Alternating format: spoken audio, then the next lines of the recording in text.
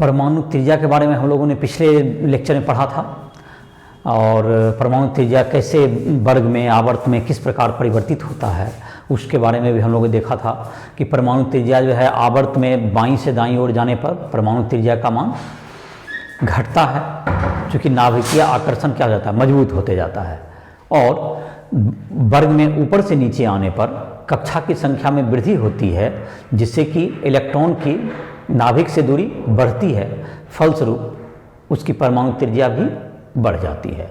तो सामान्य क्या नियम था, वर्ग में ऊपर से नीचे आने पर परमाणु त्रिज्या बढ़ती है और आवर्त में बाईं से दाईं होने पर ओर जाने पर परमाणु त्रिज्या में कमी होती है। लेकिन वर्ग 18 के तत्व में वैन डेर वाल त्रिज्या परिभाषित होती है, तो वह वर्ग 18 का तत्व इससे अलग है, बाकी जो है वर्ग 17 तक इसमें वृद्धि होती है। यही सामान्य नियम है। उसके बाद था आयनिक त्रिज्या के बारे में कुछ वाक्य ये थे कि आयन जो होते हैं, धनायन जो है, धनायन की त्रिज्या अपने जनक परमाणु से कम होती है और ऋणायन की त्रिज्या अपने जनक परमाणु से ज़्यादा होती है। और सम इलेक्ट्रॉनिक स्पीशीज में जिस पर नाभिकीय आवेश जिसका अधिक होता है उसका आकर्षण मजबूत होने के कारण उसकी जो है परमाणु उसकी जो त्रिज्या है वह कम हो जाती है, परमाणु या आयनिक त्रिज्या कम हो जाती है। समआयनिक स्पीशीज में जिसमें कि नाभिकीय आवेश ज़्यादा होता है, इलेक्ट्रॉन की संख्या समान रहने पर रहती है, और नाभिकीय आवेश प्रोटॉन की संख्या अधिक होने पर उसमें जो है उसकी त्रिज्या कम हो जाती है। जैसे उदाहरण के लिए Mg2+ छोटा होगा Na+ से, क्योंकि दोनों में 10-10 इलेक्ट्रॉन है, लेकिन Mg में 12 प्रोटॉन का आवेश है नाभिक में और सोडियम में 11 का है, तो Mg2+ छोटा होगा Na+ से, सॉरी Mg2+ का आकार छोटा होगा Na+ से, बिल्कुल हाँ।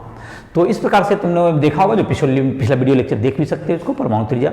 आज हम लोग भौतिक गुण की जो प्रवृत्ति है, जो हम लोग का टॉपिक चल रहा है, उसमें आज एक नया टर्म यूज करेंगे जो काफ़ी तुमको जो रसायन में सब जगह प्रयोग में आता है, जिसका नाम है आयनन एंथैल्पी। आयनन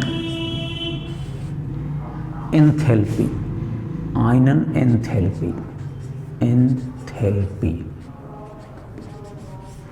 आयनन एंथैल्पी, इसका इंग्लिश हो जाएगा आयोनाइजेशन, आयोनाइजेशन एंथैल्पी, आयनन एंथैल्पी। तो देखते हैं इसको परिभाषित करते हैं हम लोग, आयनन एंथैल्पी। तो आयनन एंथैल्पी किससे जुड़ा हुआ है? आयनन एंथैल्पी का काम है कि जैसे कोई परमाणु है, उससे जब हम लोग इलेक्ट्रॉन निकालते हैं तो इलेक्ट्रॉन नाभिक के आकर्षण बल से जुड़ा रहता है, उसके कारण उसके प्रभाव में रहता है।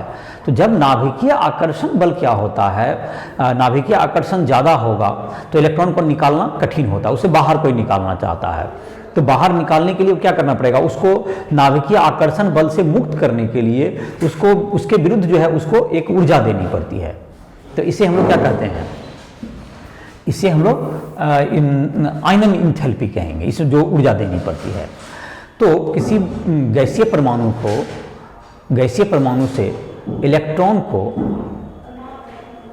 बाहर निकालने में जो ऊर्जा देनी पड़ती है किसी गैसीय परमाणु में से, और उसके बाद भी ये तलस्थ अवस्था होना चाहिए। तलस्थ अवस्था का मतलब अपने ग्राउंड स्टेट में, जिससे पहले से उसको ऊर्जा मिल गया, अगर मिल जाए तो इलेक्ट्रॉन किसी निश्चित कक्षा माने किसी ऊपरी कक्षा में जा सकता है, तो कम इलेक्ट्रॉन कम ऊर्जा में भी वो क्या हो सकता है, इलेक्ट्रॉन बाहर निकल सकता है। तो वैसा नहीं होना चाहिए, बल्कि अपने ग्राउंड स्टेट में रहे, तलस्थ अवस्था में, और आसपास में क्या हो, आसपास में कोई विलगित हो, माने किसी कोई नहीं हो। इसमें कुछ टर्म आए, जैसे कि एक कहा तलस्थ अवस्था, तो पहले से उसको ऊर्जा नहीं मिलना चाहिए, बल्कि जो सबसे न्यूनतम ऊर्जा की अवस्था है उस संभवतः जो सबसे न्यूनतम ऊर्जा की अवस्था उस अवस्था में रहे परमाणु में इलेक्ट्रॉन। दूसरा, विलगित हो परमाणु, उसके पास कोई दूसरा क्या नहीं हो, कोई दूसरे तत्व या दूसरा कोई भी चीज़ जो नहीं हो जो उसके इलेक्ट्रॉन को प्रभावित कर रहा हो। और तीसरा कि गैसीय अवस्था में हो। तो इससे जो है एक परमाणु से दूसरे में तुलना करेंगे तो 3 टर्म के आधार पर, और उससे क्या निकलना है, इस स्थिति में उस परमाणु से क्या करना है, किसी विलगित मतलब परमाणु, विलगित गैसीय परमाणु से तलस्थ अवस्था में इलेक्ट्रॉन को बाहर निकालने में जो ऊर्जा देनी पड़ती है, जो उसके एंथैल्पी में परिवर्तन होगा इस प्रक्रिया में, उसे हम लोग क्या कहते हैं, आयनन एंथैल्पी कहते हैं। तो इसका परिभाषा लिखते हैं किसी विलगित, जिसको आइसोलेटेड मतलब किसी आसपास में कुछ नहीं होना चाहिए दूसरा परमाणु वगैरह, किसी विलगित गैसीय परमाणु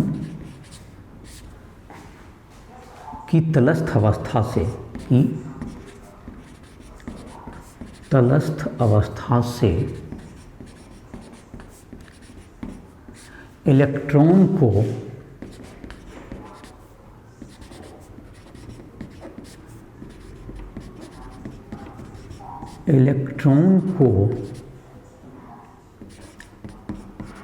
बाहर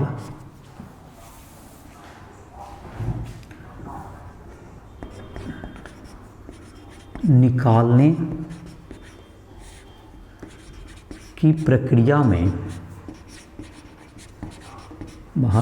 की प्रक्रिया में, जो एंथैल्पी परिवर्तन होता है,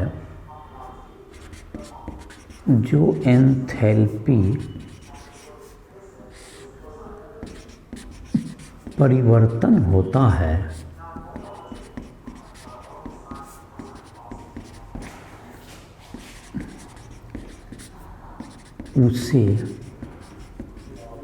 आयनन एंथैल्पी कहते हैं। उसे उस तत्व की आयनन एंथैल्पी कहते हैं, उस परमाणु की किसी विलगित परमाणु से तटस्थ अवस्था में इलेक्ट्रॉन को बाहर निकालने में जो उसके एंथैल्पी में जो ऊर्जा देना पड़ेगा उसे क्या कहेंगे हम लोग, आयनन ऊर्जा कहते हैं या आयनन एंथैल्पी कहते हैं। एंथैल्पी ऊर्जा का ही रूप होता है। जैसे कि तुमको अगर X परमाणु है, X है, तुमको X परमाणु है, इसका गैस अवस्था में होना चाहिए। इससे तुमको जब हम ऊर्जा देंगे तो क्या बन जाएगा, ये X से एक इलेक्ट्रॉन निकले तो X प्लस होना चाहिए, ये भी गैस अवस्था में ही होगा, प्लस E माइनस।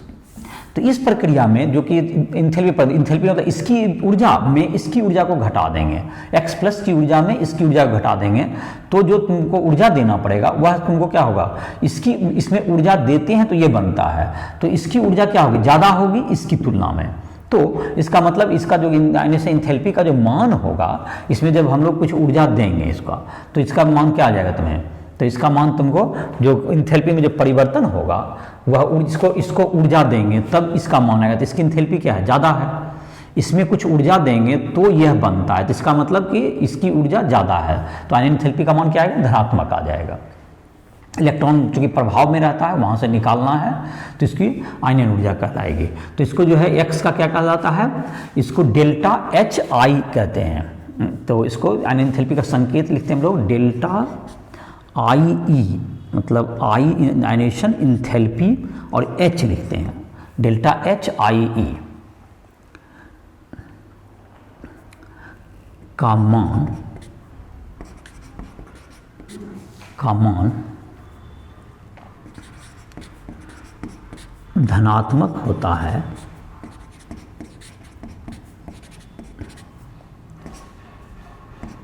जिसे सामान्यतः किलोजूल प्रति मोल में व्यक्त किया जाता है, एक मोल के लिए व्यक्त करता है, जिसे सामान्यतः किलोजूल प्रति मोल में व्यक्त किया जाता है। तो चलो, तो ये तो हुआ तुम्हारा इसकी परिभाषा हो गई आयनन एंथैल्पी इलेक्ट्रॉन निकालने में। और जब पहला इलेक्ट्रॉन निकालेंगे तो वो क्या कहलाएगा, जब पहला इलेक्ट्रॉन निकालेंगे तो उसे प्रथम आयनन एंथैल्पी कहते हैं। लेकिन जब इससे दूसरा इलेक्ट्रॉन निकाला जाए, इसको आयनन एंथैल्पी की ये प्रथम आयनन एंथैल्पी हुआ। ये क्या होगा तुम्हारा, ये जो ऊर्जा का परिवर्तन हुआ ये पहला आयनन एंथैल्पी।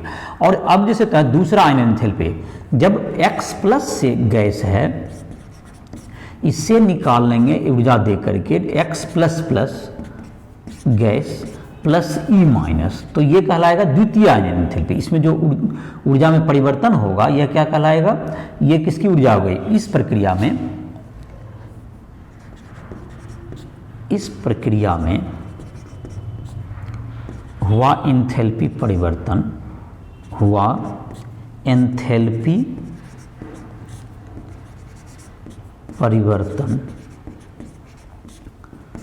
द्वितीय आयनन एंथैल्पी कहलाती है। मतलब कि एक पर इलेक्ट्रॉन जब निकाल लिया, मतलब ये होगा कि एक इलेक्ट्रॉन जब बाहर निकाल लिए उसके बाद जो ऊर्जा लग गया वो प्रथम आयन एंथैल्पी, दूसरा उसके बाद निकाले तो द्वितीय आयन एंथैल्पी, और दूसरा जब निकल गया तो उसके बाद जो निकालेंगे तो वो क्या होगा, तीसरा आयन एंथैल्पी। इस प्रकार से चौथा।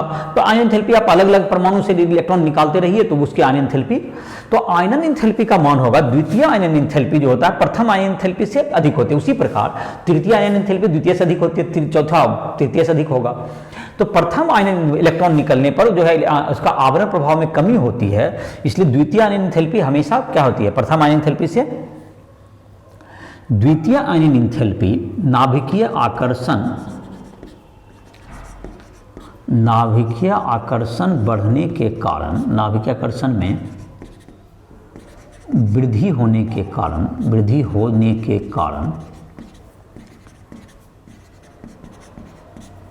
द्वितीय आयनन एंथैल्पी प्रथम आयनन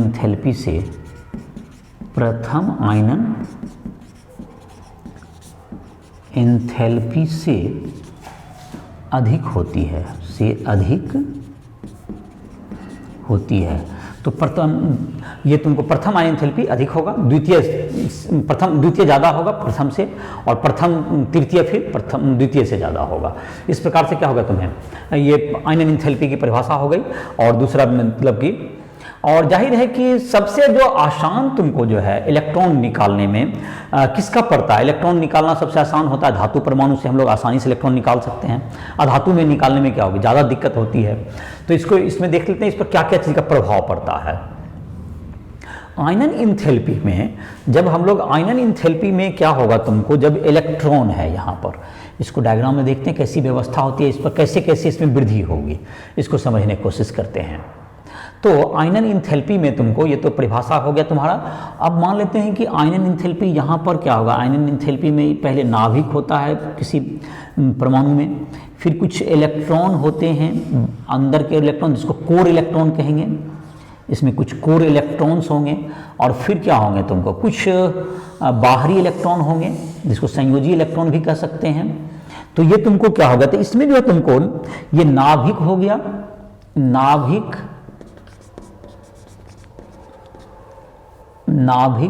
फिर क्या होगा तुम्हें यहाँ पर जो कि नाभिक जो संयोजी इलेक्ट्रॉन, जो अंतिम कक्षा से पहले के जितने इलेक्ट्रॉन उसे हम लोग क्या कहेंगे, कोर इलेक्ट्रॉन। नाभिक के बाद क्या होगा तुम्हें, ये कोर इलेक्ट्रॉन हो गया, कोर इलेक्ट्रॉन। और जो सबसे बाहरी कक्षा का होते हैं उसे हम लोग कहते हैं संयोजी इलेक्ट्रॉन। इसको क्या कहते हैं, बाहरी कक्षा के इलेक्ट्रॉन को हम लोग क्या कहते हैं, संयोजी इलेक्ट्रॉन। तो ये जो परमाणु की बनावट हो गई कि नाभिक है, नाभिक में धन आवेश हो गया, और इलेक्ट्रॉन क्या होता है, ये जो इलेक्ट्रॉन है सब पे ऋण आवेश होता है। इस प्रक्रिया को ऊर्जा किसमें कम होगी किसमें ज्यादा होगी, इसको समझने के लिए इसमें किस पर किसका प्रभाव पड़ेगा इसको देखते हैं। तो यहां पर क्या प्रभाव पड़ेगा कि ये तो पहले ये किसी इलेक्ट्रॉन को आप निकालना चाहते हैं, किसी इलेक्ट्रॉन को, इस पर किसका किसका प्रभाव पड़ रहा है। देखिए जिसमें क्या है, यह इलेक्ट्रॉन, बाहरी इलेक्ट्रॉन जो है संयोजी इलेक्ट्रॉन जो बाहरी कक्षा के हैं, इसको जो है पहले और बाहर से ही निकलेगा, इसको जो नाभिक के जो धन आवेश हैं वो क्या करते हैं, इसको आकर्षित करते हैं, नाभिक के धन आवेश अपनी ओर इसको खींचे रहते हैं। लेकिन ये जो इलेक्ट्रॉन जो कि यहाँ पर है, यह इलेक्ट्रॉन को क्या करेगा, इलेक्ट्रॉन को विकर्षित करेगा। तो यह इस आकर्षण बल से, इस नाभिकीय आकर्षण से इसकी रक्षा करते हैं। यह नाभिकीय आकर्षण से इसकी क्या करते हैं, रक्षा करते हैं। इस प्रकार ये कह सकते हैं कि जो कि तुमको अंदर के जो इलेक्ट्रॉन हैं, जो कोर इलेक्ट्रॉन, यह क्या करते हैं, कोर इलेक्ट्रॉन बाहरी इलेक्ट्रॉन को, संयोजी इलेक्ट्रॉन को नाभिकीय आकर्षण से परिरक्षण करते हैं, नाभिकीय इलेक्ट्रॉन से, नाभिकीय आवेश से उसकी रक्षा करते हैं, उसके बचाने के लिए। तो जिसमें कि परिरक्षण ज्यादा होगा तो जाहिर है कि नाभिकीय आकर्षण बल जो इफेक्टिव प्रभावी नाभिकीय आकर्षण कम हो जाएगा। तो नाभिकीय आकर्षण कब बढ़ता है, जब नाभिक में जो आवेश की संख्या, मतलब प्रोटॉन की संख्या बढ़ेगी, परमाणु संख्या बढ़ेगी, तो नाभिकीय आकर्षण क्या होगा, नाभिक में जो आवेश है वो बढ़ेगा। लेकिन कोर इलेक्ट्रॉन जो है तुमको क्या करते हैं, इसका जो है नाभिक से क्या करते हैं, इसका परिरक्षण करते हैं, शील्डिंग कहते हैं इसको, शील्डिंग इफेक्ट या आयरन आवरण प्रभाव, इसको इस नाम से भी जानता है, या इसका परिरक्षण प्रभाव। तो ये जो इसके परिरक्षण प्रभाव के कारण ये बाहरी इलेक्ट्रॉन पर जो प्रभावी नाभिक आवेश है उसमें कमी हो जाती है। तो इसके कारण जो है तुमको इलेक्ट्रॉन को निकालना कुछ आसान हो जाता है। नहीं तो अगर बाहरी इलेक्ट्रॉन पर कोई इलेक्ट्रॉन निकालना और कठिन होगा, क्योंकि नाभिकीकरण ज्यादा प्रभावी होगा। तो इस बात का मतलब यह हुआ कि जिस बात का अर्थ यह हुआ कि आप आयनन इंथैल्पी अधिक होगा अगर नाभिक का जो आकर्षण बल मजबूत होगा।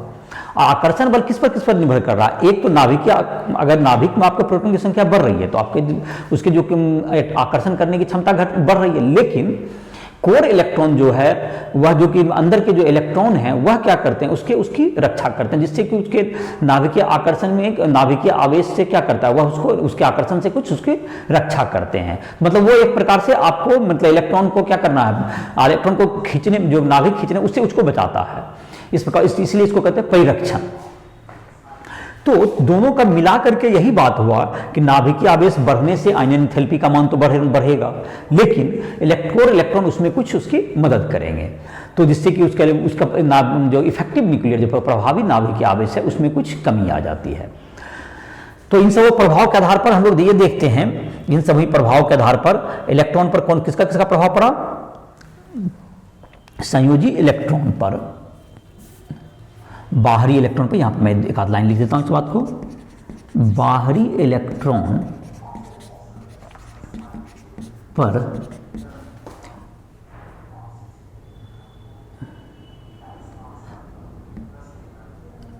नाभिकीय आवेश बढ़ने पर, नाभिकीय आवेश बढ़ने पर नाभिकीय आकर्षण, नाभिकीय आकर्षण बढ़ता है, नाभिकीय आकर्षण बढ़ता है, नाभिकीय आकर्षण बढ़ता है।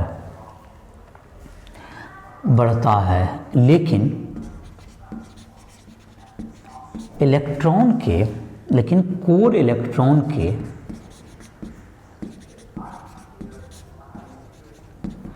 इलेक्ट्रॉन के परिरक्षण प्रभाव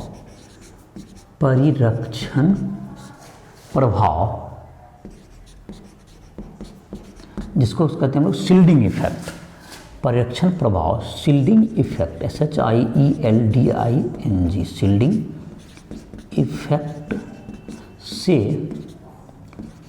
प्रभावी नाभिकीय आकर्षण में कमी होती है, प्रभावी नाभिकीय आवेश घट जाती है, कुछ घट जाती है। तो ये तुमको दो चीज, नाभिकीय आवेश, अगर प्रभावी नाभिकीय आवेश ही अगर अधिक होगा तो आयनन एंथैल्पी अधिक होगी, प्रभावी नाभिकीय आवेश अधिक होने पर आयनन एंथैल्पी अधिक होती है। प्रभावी नाभिकीय आवेश बढ़ने पर, प्रभावी नाभिकीय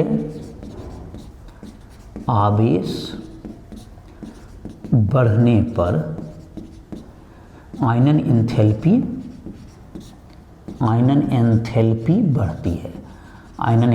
बढ़ती है। तो इसका मतलब यही जो प्रभावी नाभिकीय आकर्षण ही तुमको फैक्टर है जो कि आकर्षण को क्या करता है, मजबूत करता है। अब यहाँ पर होता है कि जब हम लोग आवर्त में बाएं से दाईं ओर जाएंगे तो क्या अंतर पड़ेगा, अब इस पर आते हैं। चलो इसको मिटा दे रहे हैं और उसके प्रभाव को देखते हैं। तो आवर्त सारणी में जैसे तुमको है वर्ग आवर्त इन सबों का पढ़ा होगा, जो पिछला video lecture rice tutorial app को प्ले स्टोर से डाउनलोड करके जिसने नहीं देखा है उसको देख भी सकते हो। और जहाँ भी क्वेश्चन वगैरह बनाने में किसी भी चीज़ में दिक्कत आ रही है, किसी भी फिजिक्स, केमिस्ट्री, मैथ या किसी भी अध्याय में, उसमें क्या कर सकते हो, हमसे पूछ सकते हो। तो एनसीईआरटी बुक से भी क्वेश्चन बना लोगे, उसके एग्जाम्पलर जो क्वेश्चंस आते हैं वो भी तुमको बना सकते हो। और राइस ट्यूटोरियल ऐप पर भी आकर के देख सकते हो, उसमें नीट के लिए जो जेईई मेंस जे एडवांस इन सब क्वेश्चन भी मिल जाएंगे, और जिसको पर्सनल हेल्प की ज़रूरत है पढ़ाई में वो भी हमसे मदद ले सकता है, उस पर तुमको कॉन्टैक्ट के नंबर मिल जाएंगे। तो इस प्रकार से अपनी पढ़ाई को, किसी कंपटीशन की तैयारी करनी हो, IIT की या JEE की, तो उसमें भी, उसकी भी तैयारी कर सकता है। नीट के लिए इन सबों के काफ़ी उसमें सुविधाएं उपलब्ध है, तुम अपनी तैयारी को कर सकते हो। राइट ऐप पर हिंदी इंग्लिश दोनों मीडियम में तुमको नोट्स भी उपलब्ध हैं, तो इस प्रकार से तुम उसमें नोट्स भी ले सकते हो। तो अब हम लोग देखते हैं कि आयनन इंथैल्पी किस प्रकार वर्ग और आवर्त में किस प्रकार प्रभाव बदलती है, किस प्रकार चेंज होती है।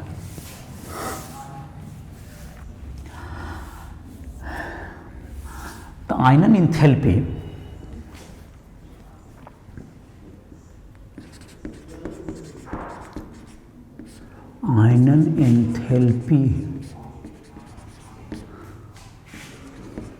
का मान आवर्त में बाईं से दाईं ओर जाने पर, बाईं से दाईं ओर जाने पर बढ़ती है, बढ़ती है।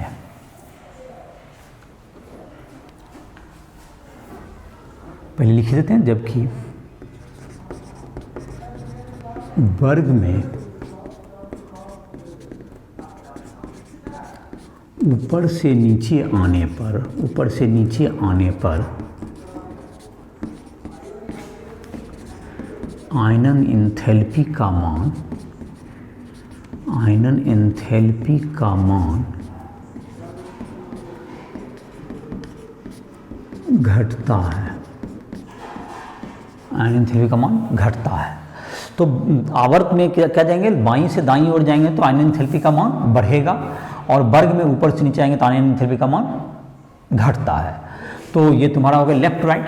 अब बात रहा क्यों, जहाँ तक की बात रही, जो मैंने अभी बताया समझाया कि नाभिकीय आकर्षण क्या होगा तुम्हें, जैसे जैसे हम लोग बाईं से दाईं ओर जाएंगे तो नाभिकीय आकर्षण क्या होता जाएगा, उसमें कक्षा की संख्या तो बढ़ती नहीं है, प्रोटॉन की संख्या नाभिक में क्या होती जाएगी, बढ़ती जाएगी, और इस प्रकार क्या होते चला जाएगा। आवर्त में बाईं से दाईं ओर जाने पर जो प्रभावी नाभिकीय आवेश है उसमें वृद्धि होती जाएगी, क्योंकि नाभिक में जैसे जैसे आप किसी आवर्त में बाईं से दाईं ओर जा रहे हैं तो क्या होगा, उसमें जो है कक्षा की संख्या, जो बाह्यतम कक्षा है उसकी संख्या में परिवर्तन नहीं होता है, तो जिससे कि नाभिक से दूरी में बहुत परिवर्तन नहीं होगा आपका। जहाँ तक कि नाभिकीय और जो है इलेक्ट्रॉन नाभिकीय आकर्षण के कारण उसकी परमाणु त्रिज्या कम ही हो जाती है वर्ग में, आवर्त में बाईं से दाईं ओर जाने पर, तो दूरी कम ही होता है और नाभिकीय आकर्षण जो है ज़्यादा मजबूत होते जाता है, और इस प्रकार से इसीलिए क्या होते जाता है तुमको, और नाभिकीय जो आकर्षण है, नाभिकीय आवेश वृद्धि होता है, लेकिन जहाँ तक है एस इलेक्ट्रॉन का जो प्रभाव, जो परिरक्षण प्रभाव है ज़्यादा होता है, पी से, पी का डी से, डी का एफ से परिरक्षण प्रभाव ज़्यादा होता है। और जैसे जैसे आप आवर्त में जाएंगे तो पहले तो एस इलेक्ट्रॉन होता है, फिर आपको पी आ जाता है, फिर डी आ जाता है, और इस प्रकार से तुमको क्या होगा, मूलतः बात यही हुई कि प्रभावी नाभिकीय आकर्षण आवेश जो है आवर्त में बाईं से दाईं ओर जाने पर उसके मान में क्या हो रही है, वृद्धि होते जाती है, जिसके कारण कि आयनन इंथैल्पी का मान सामान्यतः आवर्त में बाईं से दाईं ओर जाने पर बढ़ती है। इसको लिख देते हैं, आवर्त में बाईं से दाईं ओर जाने पर, बाईं से दाईं ओर जाने पर नाभिकीय आवेश में वृद्धि होती है, जाने पर नाभिकीय आवेश, प्रभावी नाभिकीय आवेश, प्रभावी नाभिकीय आवेश बढ़ती है, नाभिकीय आवेश बढ़ती है,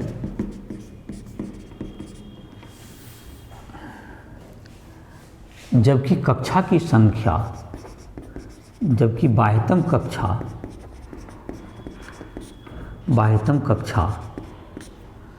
समान रहती है, बाह्यतम कक्षा समान रहती है,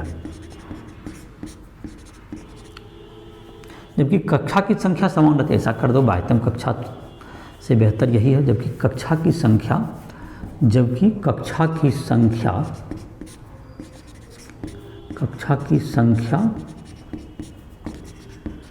समान रहती है।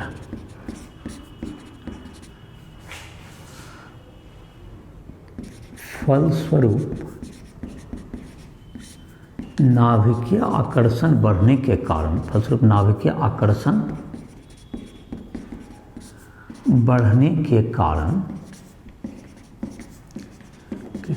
सामान्यतः आयनन एंथैल्पी बढ़ती है, के कारण सामान्यतः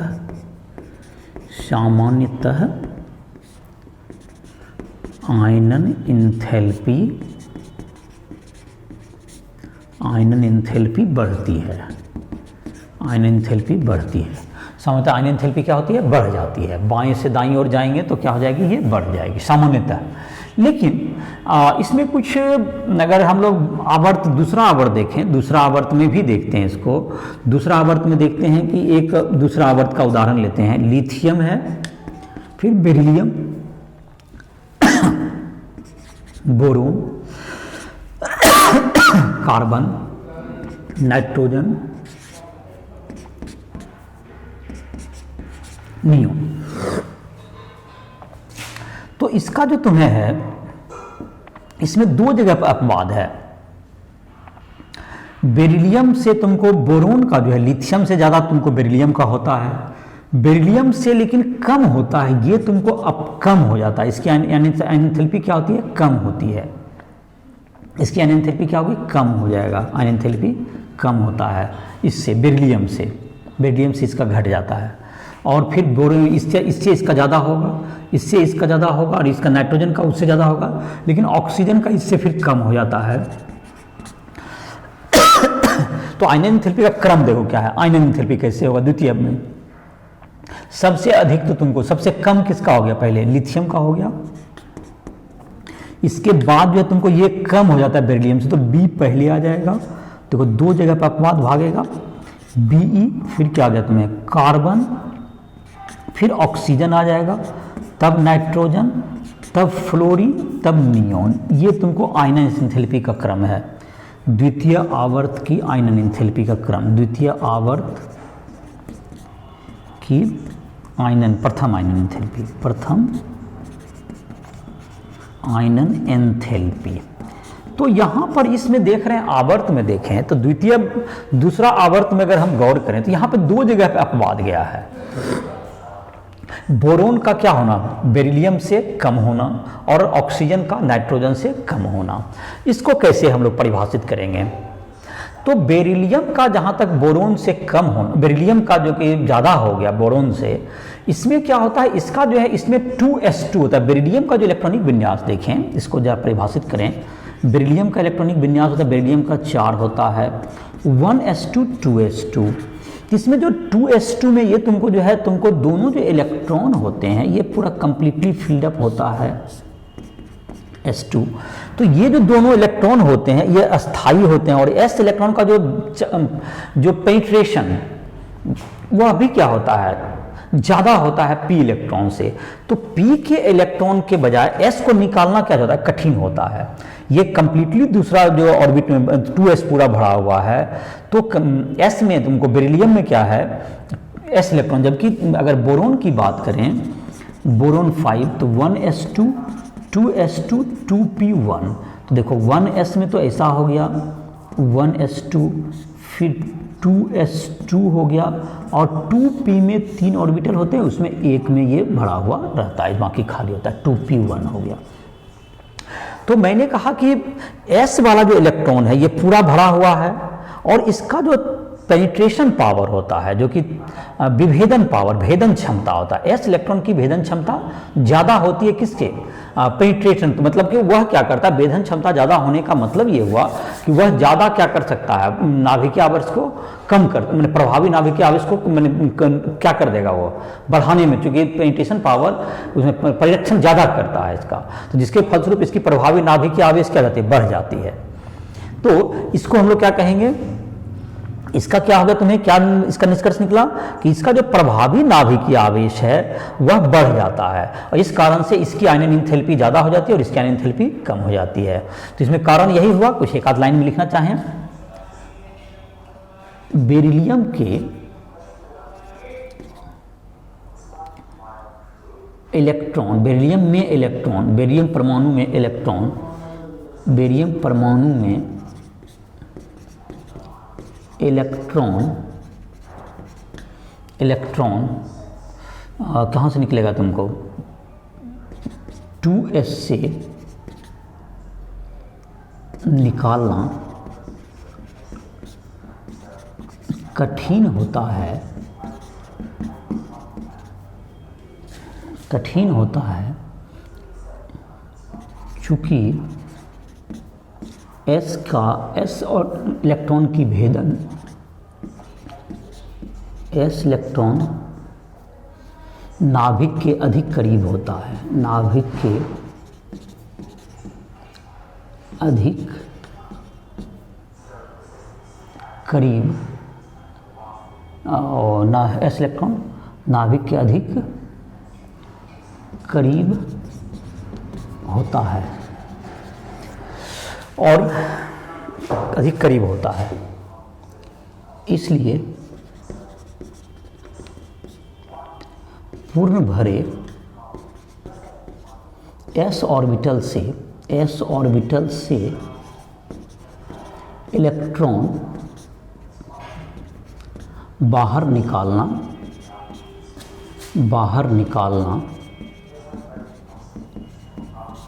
कठिन हो जाता है,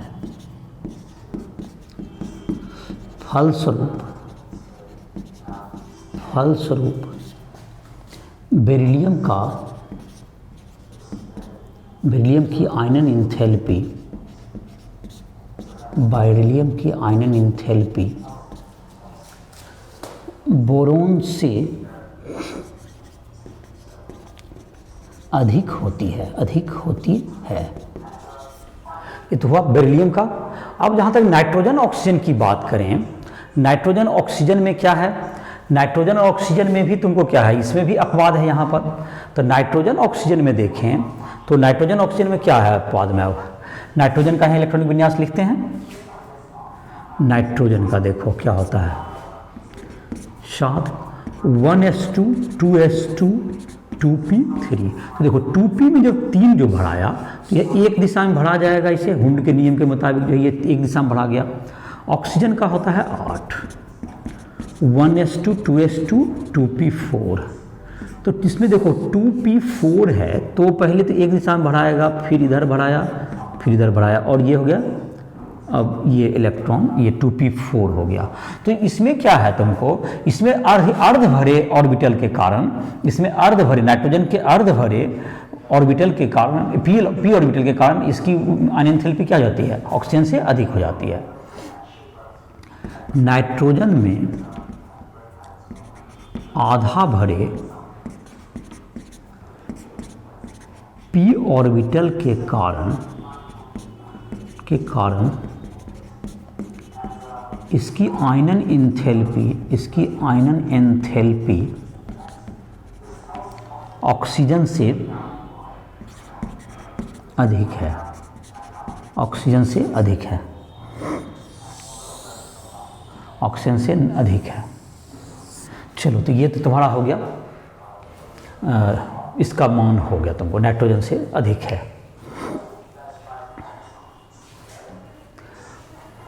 तो इसका मान हो गया तुम्हारा नाइट्रोजन। तो ये तुमको दो कारण रहे, जो कि नाइट्रोजन का तुम्हारा क्या हो गया, नाइट्रोजन में तुमको एक जो दूसरा दिशा में जो भरा हुआ इस इलेक्ट्रॉन को निकालना ऑक्सीजन में आसान है और इसलिए इसकी जो प्रथम आयनन एंथैल्पी है वो क्या हो जाएगी, नाइट्रोजन से कम हो जाती है। तो ये दो अपवाद थे आवर्त में।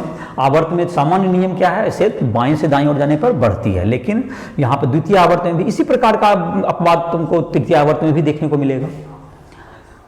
और डी ऑर्बिटल में जो होते हैं उसमें कम वृद्धि होती है। तो जैसे जैसे अब जब हम डी ऑर्बिटल की जब डी ब्लॉक की पढ़ाई करेंगे तो उसमें और डिटेल में देखेंगे। और जहाँ तक कि अब हम लोग इसके बाद जो है तुमको चर्चा करते हैं हम लोग इसका, अब हम लोग चर्चा करेंगे फिर जब वर्ग में ऊपर से नीचे आने पर क्यों घटती है उसका चर्चा कर लेते हैं। तो इसको नोट डाउन कर सकते हो, इसको लिख लो। आयनन एंथैल्पी को समझना के लिए तुम बुक से एनसीईआरटी बुक है उस पर पढ़ भी सकते हो। जैसे जो मैं लेक्चर में बोल रहा हूँ सारी बातें वही लिखी हुई है।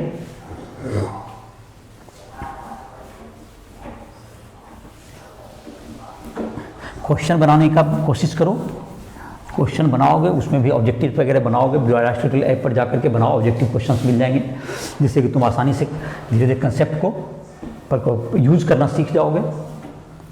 वीडियो देख करके यूज करो, कंसेप्ट को यूज सीखो और क्वेश्चन बना करके उसको धीरे धीरे प्रैक्टिस करो, अच्छी तैयारी हो जाएगी।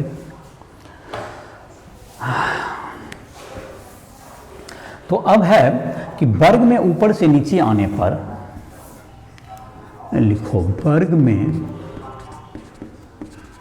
ऊपर से नीचे आने पर कक्षा की संख्या में वृद्धि होती है, कक्षा की संख्या में वृद्धि होती है जिससे कक्षा की संख्या में वृद्धि होती है जिससे नाभिकीय आकर्षण, जिससे नाभिकीय दूरी बढ़ती है, जिससे नाभिक से इलेक्ट्रॉन की दूरी बढ़ती है, फलस्वरूप नाभिकीय आकर्षण कम हो जाता है, फलस्वरूप नाभिकीय आकर्षण कम हो जाता है, फलस्वरूप नाभिकीय आकर्षण कम हो जाता है जिससे आयनन एंथैल्पी घट जाती है, जिससे आयनन एंथैल्पी घट जाती है, आयनन एंथैल्पी सामान्यतः घट जाती है। सामान्यतः का मतलब आप बाद इसके हो सकते हैं, लेकिन सामान्यतः ऊपर से नीचे जाने पर क्या होती है, घटती है। तो जैसे कि तुम्हारा है आयनन एंथैल्पी अगर वर्ग 1 में देख लें तो लिथियम का क्या होगा, तुमको सबसे ज़्यादा होगा, उससे कम सोडियम, इसमें उससे कम पोटेशियम, उसके बाद रुबिडियम, फिर सीजियम, फिर फ्रांसियम। ये तुम्हारा क्या है, आयनन एंथैल्पी। तो इसमें कहीं कोई अपवाद नहीं है एंथैल्पी। इसके जो अपवाद मिलते हैं जैसे वर्ग 13 इस समय अपवाद हैं तो वो अभी उसकी चर्चा नहीं की गई है, तो ये तुम्हारा हो गया, इसमें कहीं कोई इसमें दिक्कत नहीं है यहाँ पर जो दिया गया तुम्हारी किताब में। तो आवर्त का उसका तुमने देख लिया होगा। तो आयनन एंथैल्पी के बारे में इसमें पढ़ा। आयनन एंथैल्पी क्या होता है, आप बाईं ओर से दाईं ओर जाने पर क्या होता है, आवर्त में उसमें वृद्धि होती है और ऊपर से नीचे आने पर कमी होती है।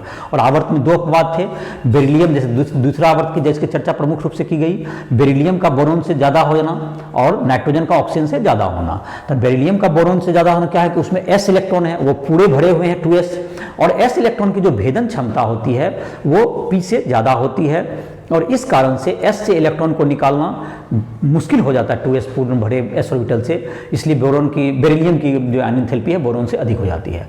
और नाइट्रोजन में तुमको जो है आधा भरा हुआ रहता है, और ऑक्सीजन जो उधर रहता है जो चौथा इलेक्ट्रॉन है वो क्या रहता है, उसको दूसरी दिशा में भरा हुआ रहता है, तो उससे ऑक्सीजन को जो चौथा इलेक्ट्रॉन जो p4 जो कॉन्फ़िगरेशन में है उससे निकालना क्या होता है, आसान हो जाता है। तो इस प्रकार से क्या होगा, तुम्हारा आयनन एंथैल्पी का काफ़ी डिटेल में चर्चा हो गया। अब हम लोग देख लेते हैं इलेक्ट्रॉन लब्धि एंथैल्पी। तो तुम लोग जो है नाभिकीय इस पर जो प्रश्न वगैरह है उसको बाद में डिस्कस करेंगे। अब हम लोग दूसरा एक देख लेते हैं इस लेक्चर में, नाभिकीय मतलब इसमें इलेक्ट्रॉन लब्धि एंथैल्पी। इलेक्ट्रॉन लब्धि एंथैल्पी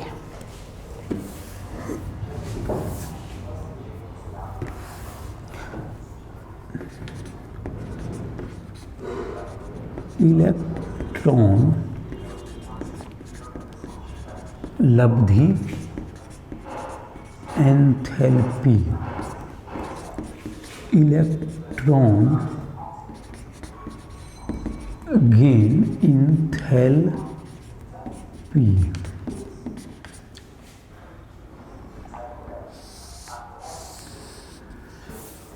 जब किसी परमाणु को जब इलेक्ट्रॉन बाहर से देते हैं तो उससे क्या होती है, कुछ ऊर्जा मुक्त होती है। इस प्रक्रिया में जो ऊर्जा मुक्त होगी, जो एंथैल्पी परिवर्तन होता है, वह उसकी परमाणु की इलेक्ट्रॉन लब्धि एंथैल्पी कहलाती है। जब किसी परमाणु को जब किसी गैसीय परमाणु को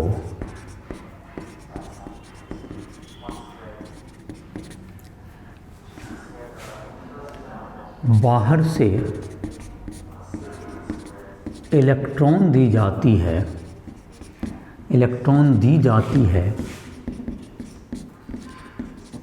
तो इस प्रक्रिया में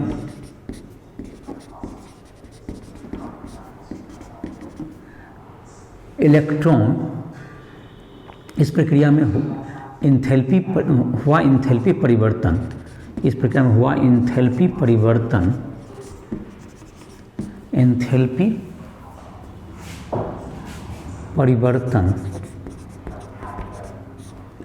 इलेक्ट्रॉन लब्धि एंथैल्पी कहलाती है। इलेक्ट्रॉन लब्धि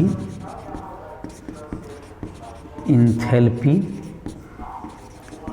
कहलाती है। इसको इलेक्ट्रॉन लब्धि एंथैल्पी कहते हैं। इस प्रक्रिया में इलेक्ट्रॉन लब्धि एंथैल्पी कहलाएगा। जैसे कि तुमको यह जो सामान्यतः जो धातु वगैरह में है, जैसे इसको देख लेते हैं पहले। जैसे कोई X परमाणु है, चलिए X परमाणु है, इसको पहले एक इलेक्ट्रॉन दिए तो इससे क्या बन जाएगा, ऋणायन बन जाएगा। तो इसमें जो कि ऊर्जा होगा तुमको इलेक्ट्रॉन गेन एंथैल्पी कहलाएगा। इस प्रक्रिया में एंथैल्पी परिवर्तन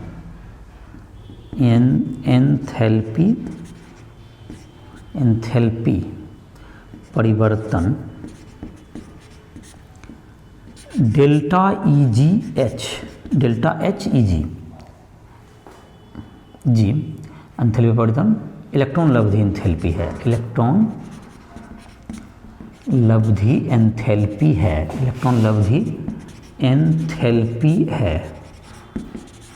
तो ये इलेक्ट्रॉन लब्धि एंथैल्पी होगा। तो इसमें जो ये प्रक्रिया में जो परिवर्तन होगा इसको हम लोग इलेक्ट्रॉन लब्धि एंथैल्पी कहेंगे, जिसमें जो कि X का यहाँ पर दिखाया जा रहा है। अधातु के लिए यह सामान्यतः क्या होता है, अधातु के लिए इसका जो मान होता है यह ज़्यादा अधिक ऋणात्मक होगा। अधिक मैंने अधातु के लिए अधिकांश जो तत्व हैं उसमें इलेक्ट्रॉन जो जब देते हैं बाहर से तो उसको अस्थायित्व प्राप्त होता है, तो उसकी ऊर्जा मुक्त होती है, तो उसका जो इलेक्ट्रॉन लब्धि एंथैल्पी का मान जो है तो क्या होगा, ऋणात्मक होता है। लेकिन जो वर्ग 18 के तत्व है, वर्ग 18 के जो तत्व जो उत्कृष्ट गैस हैं उसको अस्थायित्व नहीं प्राप्त होता, क्योंकि वो पहले से पूर्ण भरे रहते हैं, तो वह इलेक्ट्रॉन को लेना नहीं चाहता है। तो उसका जो आयनन एंथैल्पी का इलेक्ट्रॉन लब्धि एंथैल्पी का मान है वह क्या होगा, इलेक्ट्रॉन लब्धि एंथैल्पी का मान उसका क्या हो जाएगा, धनात्मक हो जाता है। अधिकांश तत्व के जो आयनन एंथैल्पी का मान ऋणात्मक होता है और अधातु के उसमें ज़्यादा अधिक ऋणात्मक होते हैं, लेकिन धातु के कम ऋणात्मक होते हैं। लेकिन जो कि तुमको वर्ग 18 के जो तत्व हैं उत्कृष्ट गैस, वो क्या होते हैं, ना तो इलेक्ट्रॉन को लेना ही नहीं चाहते क्योंकि वो पहले से पूर्ण भरे होते हैं, तो उसका जो है इलेक्ट्रॉन लब्धि एंथैल्पी का मान, इलेक्ट्रॉन गेन एंथैल्पी उसके लिए उच्च धनात्मक होता है। तो इसको लिख लेते हैं। तो अधातु के लिए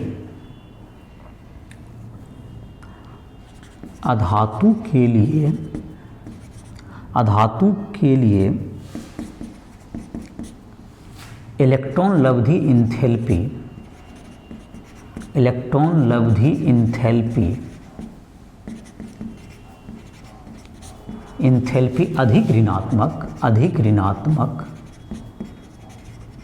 अधिक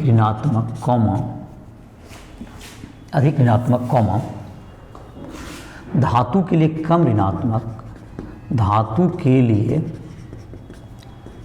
कम ऋणात्मक, किंतु उत्कृष्ट गैस वर्ग 18 के तत्व उत्कृष्ट गैस के लिए उच्च धनात्मक होता है,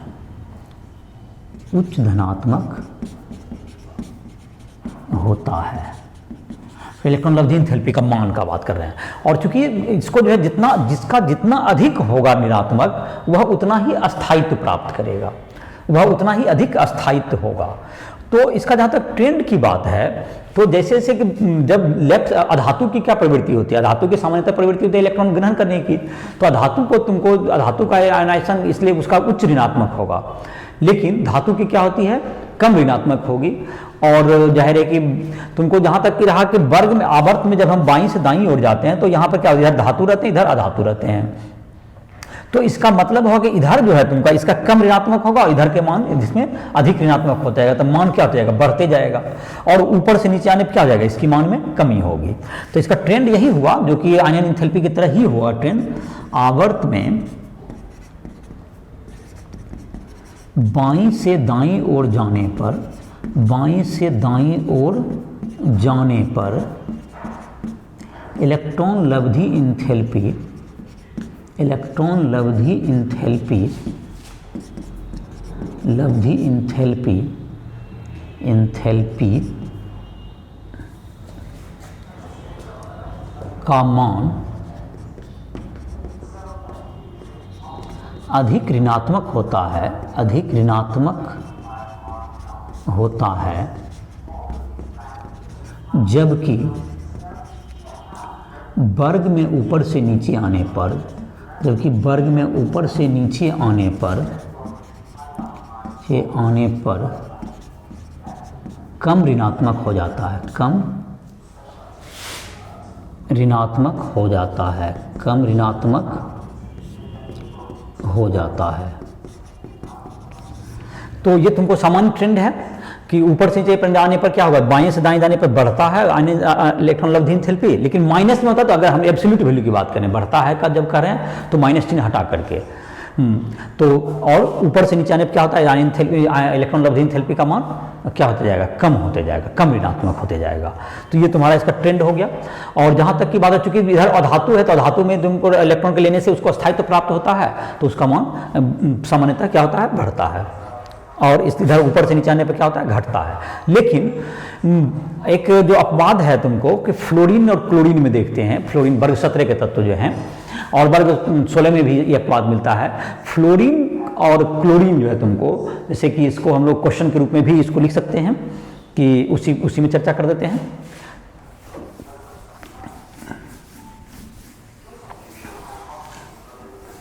तो ऊपर से नीचे आने पर जबकि हम लोग का मान क्या होता है, आयन एंथैल्पी का मान में कम ऋणात्मक होता है, तो लेकिन यहाँ पर क्या होता है, यहाँ पर जो वर्ग 17 में जैसे बात करें तो फ्लोरीन के नीचे कौन आता है, क्लोरीन।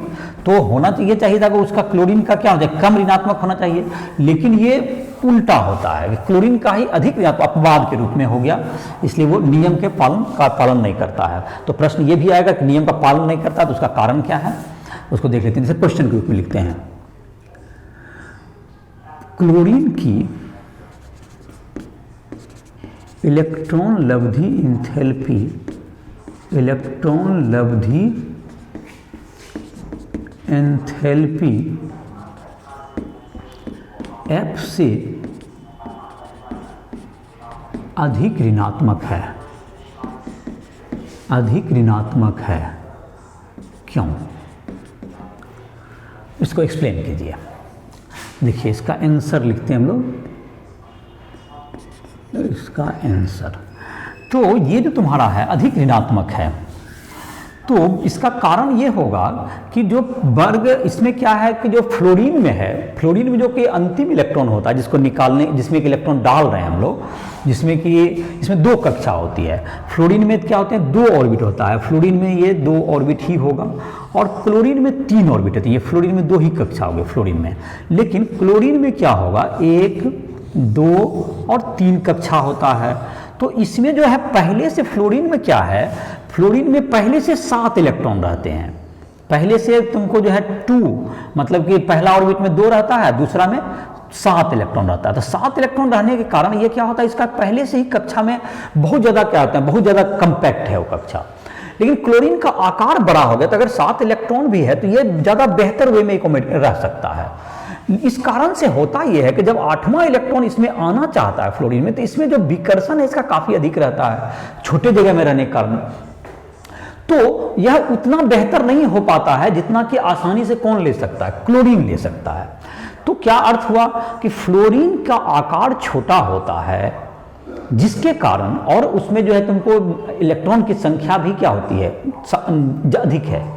दूसरी कक्षा में इलेक्ट्रॉन की संख्या भी अधिक होती है, इसलिए वह फ्लोरीन क्या करता है, उतना बेहतर क्या नहीं करता, क्लोरीन की तुलना में क्या लेना चाहिए, इलेक्ट्रॉन को लेना वह नहीं चाहता है, उससे कम होता है, और इसीलिए उसकी इलेक्ट्रॉन लब्धि एंथैल्पी क्या हो जाती है, कम हो जाती है। तो इसको लिख लेते हैं हम लोग, फ्लोरीन F का आकार, F परमाणु का आकार, F परमाणु का आकार Cl परमाणु से छोटा होता है, छोटा होता है।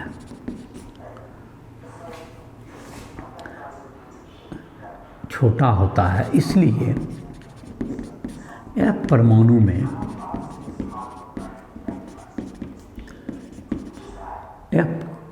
में पहले से दूसरी कक्षा में, द्वितीय कक्षा में 7 इलेक्ट्रॉन रहने के कारण, 7 इलेक्ट्रॉन रहते हैं, जिससे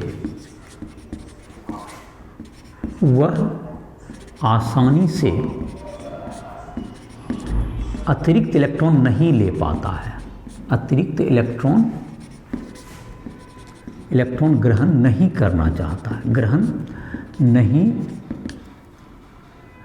कर पाता है, जबकि क्लोरीन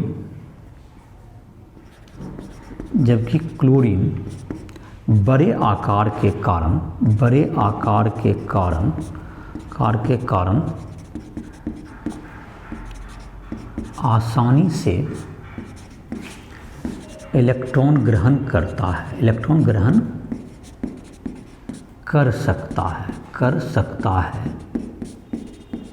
इसलिए Cl की इलेक्ट्रॉन लब्धि एंथैल्पी, Cl की इलेक्ट्रॉन लब्धि एंथैल्पी F से अधिक है, अधिक ऋणात्मक है, होता है। तो चलो ये हो गया तुम्हारा, इसका क्वेश्चन का आंसर हो गया। इसी के साथ ये तुम्हारा क्या कहते हैं, इलेक्ट्रॉन लब्धि एंथैल्पी में यही तुम्हारा दिया हुआ है। अब हम लोग अभी जो चर्चा कर लेते हैं विद्युत ऋणात्मकता, एक टॉपिक है जिसका हम लोग चर्चा कर लेते हैं, विद्युत ऋणात्मकता। विद्युत ऋणात्मकता भी यही है तुमको गुण के इलेक्ट्रॉन जो कि तुमको आसानी से क्या करता है, आसानी से जो देता है धातु, उसकी विद्युत ऋणात्मकता अधिक होती है। तो विद्युत ऋणात्मकता जो है तुमको, इसका चर्चा हम लोग कर लेते हैं। विद्युत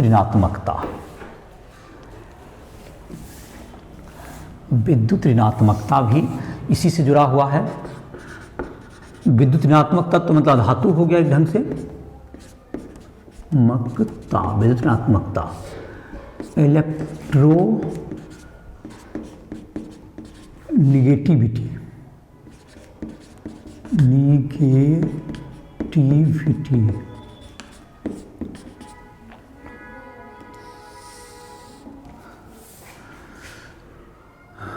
सहसंयोजी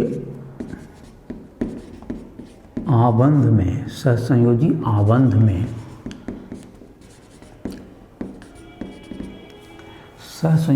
में बंधित सहसंयोजी में शेयर्ड इलेक्ट्रॉन, मतलब शेयर जो कि साझेदारी के इलेक्ट्रॉन, साझेदारी के इलेक्ट्रॉन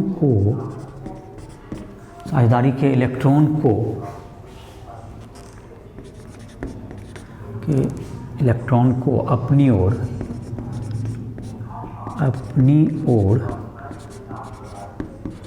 खींचने की क्षमता उस तत्व की विद्युत ऋणात्मकता कहलाती है, उस तत्व की विद्युत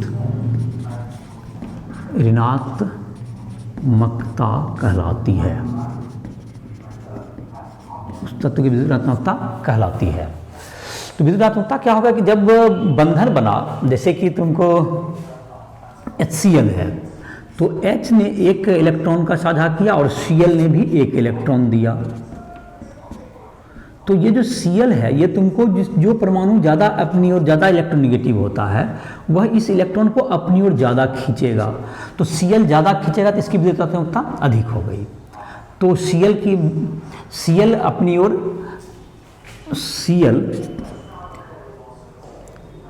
HCl साझेदारी के इलेक्ट्रॉन को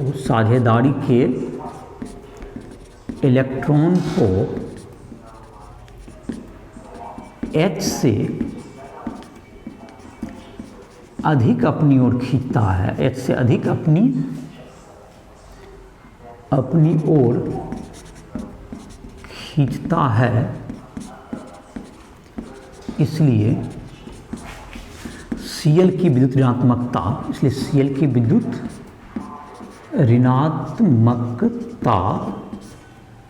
H से अधिक है, H से अधिक है। Cl की विद्युत ऋणात्मकता H से क्या है? अधिक है।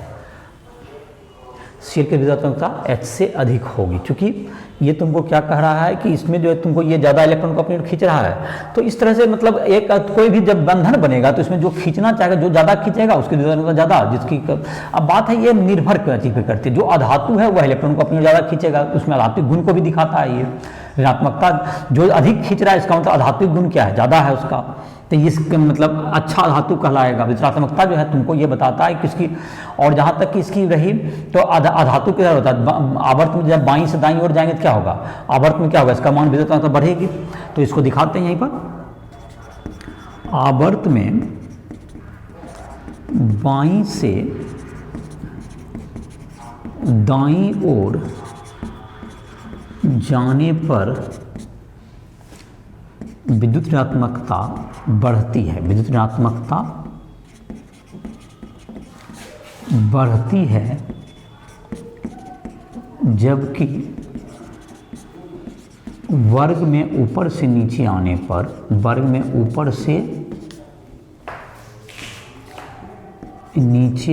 पर, नीचे आने पर यह घटती है, मतलब विद्युत ऋणात्मकता घटती है। तो ये तुम्हारा हो गया कि जब हम लोग आवर्त में जब जाएंगे बाईं से दाईं ओर तो अधातु मिलेगा, तो उसकी विद्युत ऋणात्मकता क्या होती है? ज़्यादा होती है। और ऊपर से नीचे धात्विक गुण बढ़ता है तो अधात्विक गुण क्या होगा? ऋणात्मकता घटेगी। तो ये तुम्हारा जो ट्रेंड हो गया। तो कुछ स्केल बना हुआ, जिसमें पॉलिंग स्केल, मिलिकन स्केल, ये सब कुछ स्केल हैं। पॉलिंग स्केल में जो मुझको है, पॉलिंग नाम का एक वैज्ञानिक है, पॉलिंग स्केल पर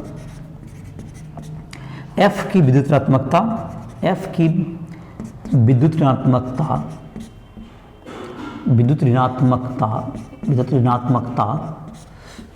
सर्वाधिक 4.0 मानी गई है। 4.0 मानी गई है। बाकी का इससे कम होते जाता है। देखो जैसे विद्युत ऋणात्मकता क्रम देखें, F से ज़्यादा कम हो जाएगा, O का सबसे ज़्यादा 4 विद्युत ऋणात्मक तत्व हो गया, उसके बाद Cl और उसके बाद नाइट्रोजन। ये ऋणात्मकता का क्रम, विद्युत ऋणात्मकता तो सबसे अधिक। और जैसे जैसे तुम्हारा विद्युत ऋणात्मकता का ये क्रम होगा, फ्लोरीन का सबसे अधिक होता है, उसके बाद तुमको ऑक्सीजन का नंबर आता है, फिर क्लोरीन, फिर नाइट्रोजन। ये तुमको 4 सबसे अधिक विद्युत ऋणात्मक तत्व है, फिर कार्बन वगैरह इसके बाद आ जाएगा। तो इस प्रकार से विद्युत ऋणात्मकता हो गया तुम्हारा। तो जिसकी विद्युत ऋणात्मकता अधिक होगी वह अधात्विक गुण अधिक रखेगा, जिसकी विद्युत ऋणात्मकता कम है वह धात्विक गुण अधिक रखेगा। इस तरह से तुमको इस लेक्चर में तुमने जो देखा कि भौतिक गुण में तुमको आयनन एंथैल्पी, विद्युत ऋणात्मकता, इलेक्ट्रॉन उपलब्धि एंथैल्पी सब किस प्रकार परिवर्तित होता है उसके बारे में बताया गया। इस पर जो है कुछ क्वेश्चन का प्रैक्टिस जो है तुमको इसको बढ़िया से इसको जो है कर लो, तैयारी कर लो, समझ लो, और तुमको कुछ क्वेश्चंस वगैरह बनाओ। इसके कुछ क्वेश्चंस का मैं डिस्कस अगले लेक्चर में करूंगा, और जो कि प्रेडिक्टेबल का तुम्हारा अंतिम क्लास भी होगा, जो कि लास्ट होगा, जिसमें रासायनिक गुणों की आवर्तता कैसे कैसे ये भौतिक गुणों में तुमने देखा, परमाणु त्रिज्या, आयनिक त्रिज्या, आयन एंथैल्पी, इलेक्ट्रॉन उपलब्धि एंथैल्पी, और तुमको लास्ट में भी देखें हम लोग विद्युत ऋणात्मकता। और इसमें जो तुमको उसमें देखेंगे रासायनिक गुण में किस प्रकार से परिवर्तन होता है, जैसे जैसे मतलब कि आवर्त में वर्ग में रासायनिक गुण को कैसे परिभाषित करते हैं, तो उसके बारे में रासायनिक गुणों में कुछ परिवर्तन देखेंगे, कैसे क्या अभिक्रियाशीलता घटती बढ़ती है, और कुछ क्वेश्चंस वगैरह को इस पर जो आयनन एंथैल्पी तुम आवर्त सारणी में जो के आधार पर कैसे कैसे बढ़ता घटता है, कुछ तत्वों का दिया जाएगा, उसमें देखोगे कैसे कैसे उसका मतलब उसके प्रश्न को भी डिस्कस करेंगे। तो इसी के साथ इस लेक्चर को समाप्त करते हैं।